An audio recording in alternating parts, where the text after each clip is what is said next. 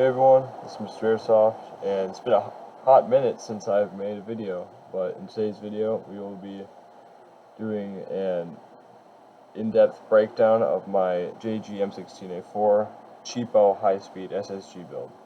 Let's get started. Alright, so before I get into this, I just want to mention that if anything looks different, it's because I don't have the black board that I usually do these videos with. It would normally be right here.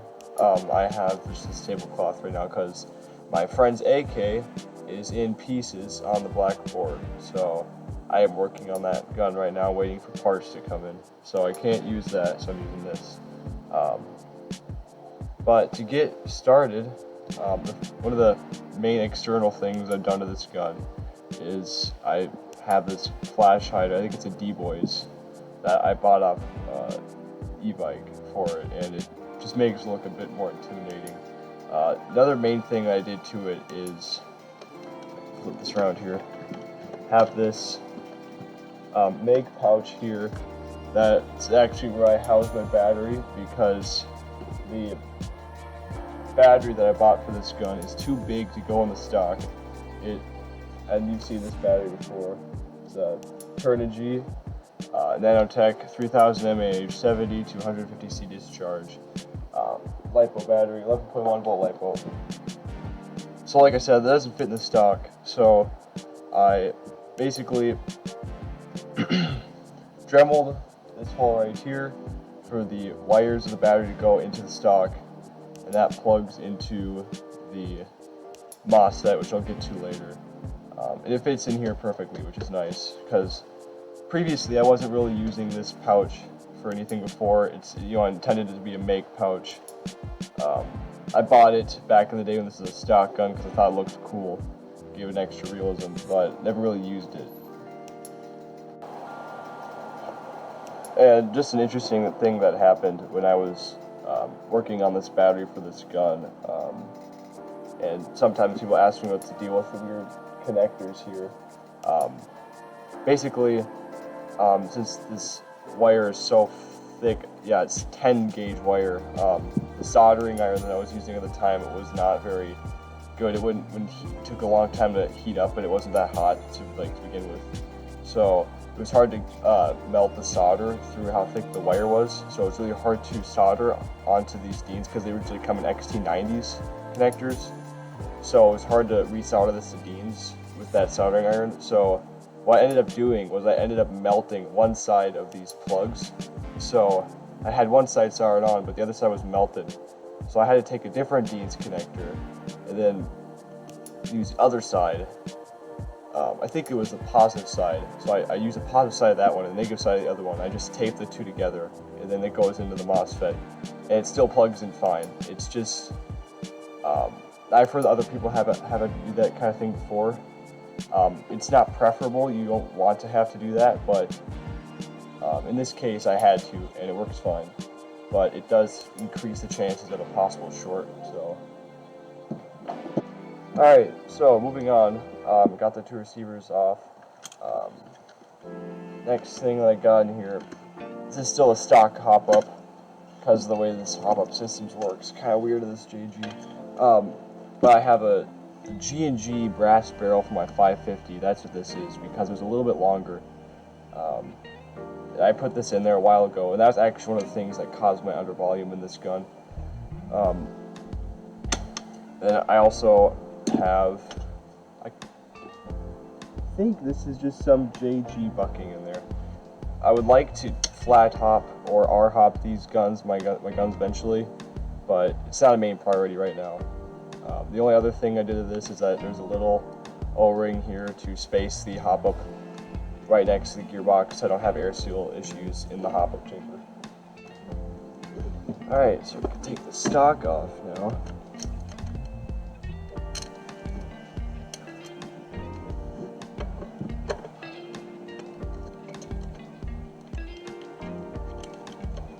I like taking off full stocks better than buffer tube stocks because you don't have to worry about the buffer tube screw.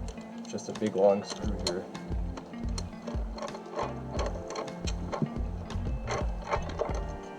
There we go. Alright, so the next thing that you can see that I have is this is a Gate Murph 3.2.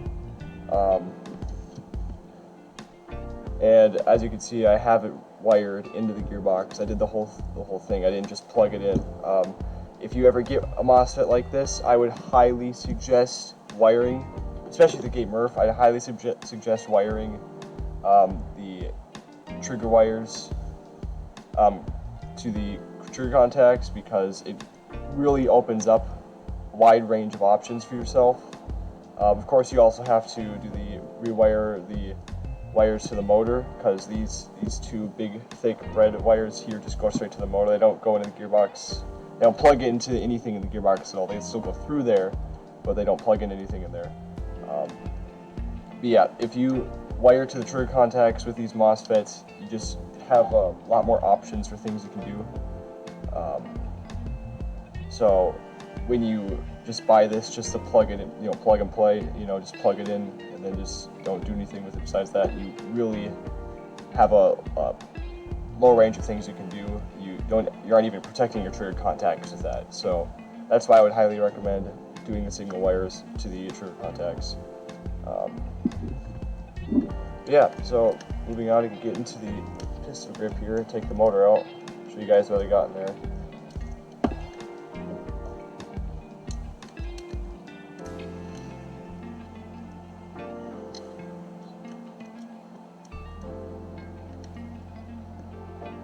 This thing gets stiff sometimes.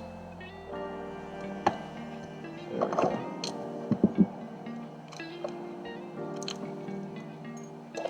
Stock it.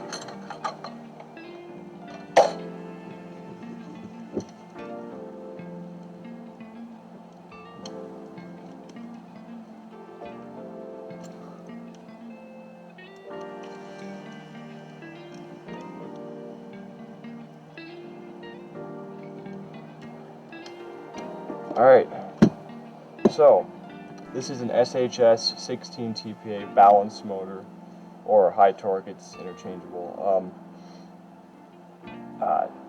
This motor has been working really well with this gun and the setup. The only slight issue that's been happening to it is just heating up a lot. And I've tried to reduce the motor heat multiple times, and I've determined that it's just come down to the fact that SHS motors also do heat up a lot generally. But Gate Murph has active braking as a setting that you can't change, so it's always active braking's on it. So that causes motor heat in all motors. With this motor, it causes even more. So that's okay. It still works great with this setup that I have. It's a great motor. So I'll cut the video here and get back to you when I get into the gearbox. One side thing I want to mention, you guys probably noticed, is that I have green electrical tape on the sides of this motor, and that's just to space it in the pistol grip, because it was kind of loose in there, so I wanted to space the sides so that it was sitting in there secure. Another thing that I want to mention before I get into the gearbox is that I had to space this gearbox inside the receiver. I just used some different sized washers here. Yeah, you can't really see that one that well in there, but yeah, there you go. There's one right there as well, and that's just to make sure that it doesn't get in the wrong position regarding the pop-up and cause an air leak. Alright, so we got in the gearbox. A few things right away. I have a Max spring guide in here, and it's a nice spring guide. I really like it. The only thing I don't like about it is that the paint and the design is just scraping off because of the spring, so it doesn't look as nice as it used to. You can't really tell, but yeah, it's just all scraping off, which sucks, but it's a nice spring guide. Next thing that I have in here is 13-to-1 gears. The interesting about it is that the bevel and the spur gear are SHS, and the sector gear is a ZCI. And I know that people don't like mixing gear brands together in the gearbox usually,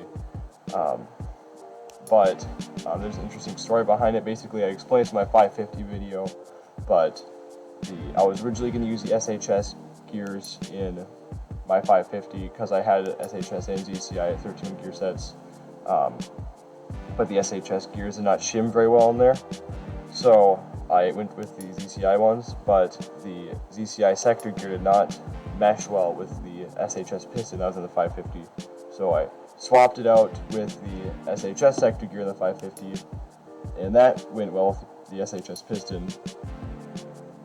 And thankfully it meshed, the SHS sector gear meshed with the ZCI spur gear in the 550 perfectly, so went with that.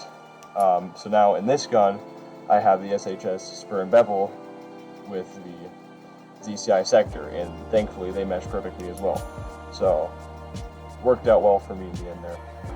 I think that this is short stroke 2 teeth on the sector gear. Yeah, that's what it looks like.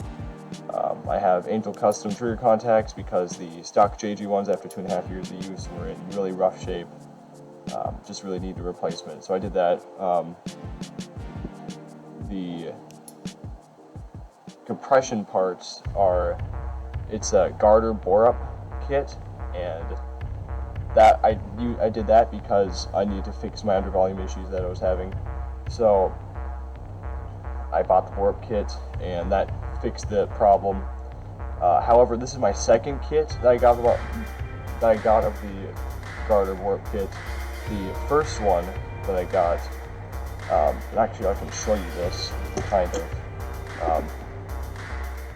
With this piston head, the threads that the screw goes into are metal, they're not plastic, so the screw doesn't have that friction in there. So even when you think you're tightening it, it's not going to stay tight. So with the first kit that I had, I didn't glue the screw in, so one day I was shooting bursts on full auto and it stopped feeding BBs, it stopped shooting BBs I should say, and I was really confused. I shouldn't have done this, but I kept shooting it because I thought it was a MIG problem. I was trying to see if the MIGs would feed, and after I realized that no air was coming out, I stopped and took them out the gearbox, and to my great dismay, I found that the screw, sure enough, I worked its way out of the threads, and it was just floating around inside the spring, just sitting in there, and the piston head had completely dislodged from the piston itself and was sitting at the front of the cylinder. And since I hadn't just stopped shooting it immediately, I had ruined the front of the piston because it was hitting the piston head at an odd angle, and the piston head itself was ruined. It was all bent up and dented and everything, and the screw, because it was floating around inside the cylinder, and it's inside the spring and piston and cylinder, had scratched up the inside of the first cylinder and dented it up, so it wouldn't create an air seal anymore. So it was a very costly lesson that I learned, but with this one I put Loctite on the screw, so that won't happen again, and I definitely learned my lesson from that. So yeah, but other than that, I think that's pretty much it for this build. The reason I call it cheapo build, obviously, is because I haven't really upgraded that much internally. Mainly just the motor, gears, piston, MOSFET. So, and then, you know, the air seal was a preference thing because I wanted to fix my undervoluming, but usually you're not going to have to worry about that with a smaller barrel gun. The M16 is just so large. I guess I just like big guns.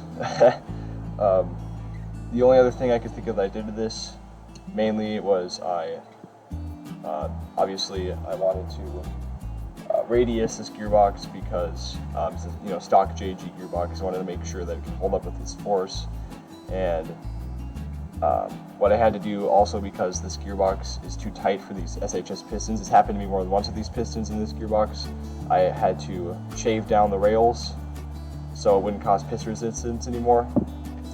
But yeah, other than that, I think that's all that I can think of. I will cut the video here and show you guys just a demo of me shooting it when it's halfway assembled, so you can see what it sounds like.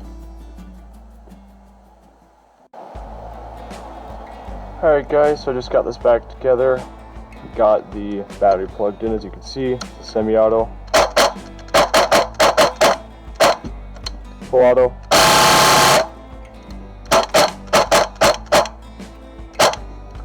Alright, that should do it for this video. It's shooting 35 rounds per second on it's about 375 FPS with 0.2 kilogram BBs.